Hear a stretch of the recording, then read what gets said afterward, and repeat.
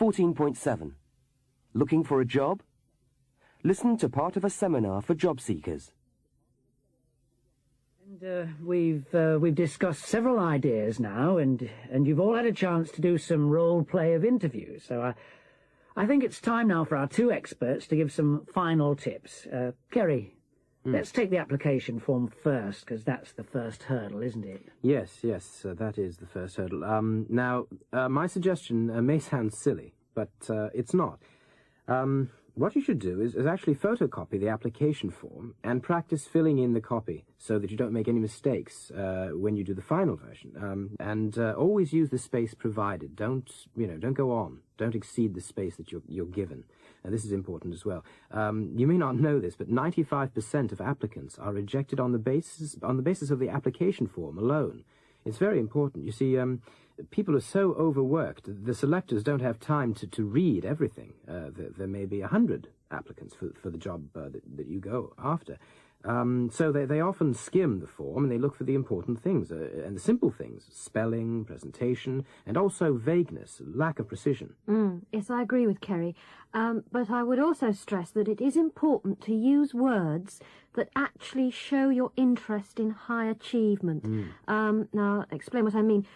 Words like success, promotion, ambition, responsibility. It also helps if you've got something interesting or unusual to put on your form. This actually makes you stand out from the rest, and it gives the interviewer something to talk to you about, apart from anything else. For instance, an adventurous holiday, a holiday job that you've done, an unusual interest you've got, as long as it's not too weird. You know, that sort of thing. Oh, yes, I see. Thanks. Now, about the interview itself, we've emphasised already the importance for the interviewee to ask plenty of questions, not just to sit there and be the passive partner. Kerry, what do you have to say about that? Yes, that's very true. Always be positive. Don't be confident. Don't undersell yourself. And always do lots of homework about the company that interviews you. Find out about it, about everything you can about it. Its activities, if it has any policies that differ from other companies of that sort, and its subsidiaries, even its competitors. The other thing to really be prepared for are some surprises at the interview. I've known all sorts of things happen. I've known applicants being asked to solve the Times crossword, or sort through today's in-tray, putting letters in order of priority. The other thing that's quite common nowadays are group interviews with a few other applicants.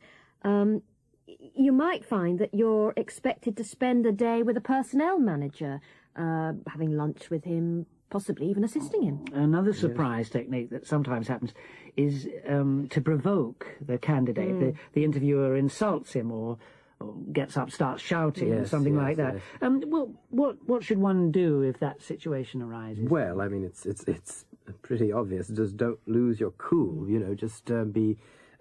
If you think about it, if you just keep it in your mind that might happen, you'll probably be all right. But with most surprise techniques, it's impossible to be prepared for them. You just have to learn to expect the unexpected. That's right. Yes, and of course, don't panic. The best way to prepare yourself is just to practice being interviewed. And as Kerry said, it's vital to present yourself positively as somebody who's socially sensitive, sparkling, has a sense of humour, adaptable, and intelligent, if all those things are possible. But if you, in spite of all the advice we give you, you keep losing out, it's always good to try the technique of creative job searching. Creative job searching, that's a new one on me. No, it's quite simple, and you've probably done this sort of thing already. Decide on the kind of field that you want to work in, and research it.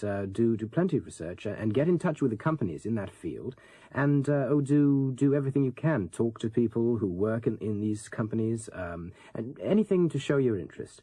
If you can, get them to allow you to spend a day there to see what goes on. And who knows, in the end... They'll give you a job to keep you quiet? No, but if there's an opening, you'd be surprised. You'll be the person they think of to fill it. Kerry and Anne, it's a great help. Thanks a lot. I think it's about time for coffee now, don't you? Good idea.